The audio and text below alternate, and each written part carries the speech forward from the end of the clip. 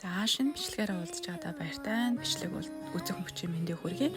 За өнөөдөр минь хүчлийн эсрэг арьс чангалах, цайр болох массажийг оруулж байна. За энэ массаж нь болохоор зэрэг гуйшатан массаж байгаа.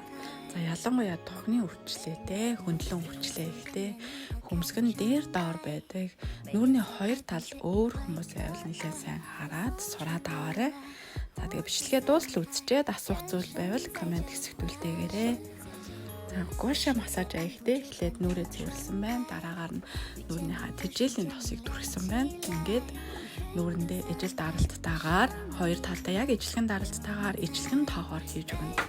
За нүднийхээ орчимд хийхдээ маш болгоомжтой зөөлөн даралттайгаар хийгээрэй. За энэ массаж нь болохоор зэрэг хөмсгийг яг ижил тэнцүү одоо нөгөө хэмтэй болгож өгдөг. Дээрээс нь духны хөндлөн өвчлөгийг арилгаж өгдөг юм массаж байгаа шүү дээ. За бичлэгээ үзсэн та нартай баярлалаа. Асуух зүйл байвал комент хэсэгт үлдээгээрэй.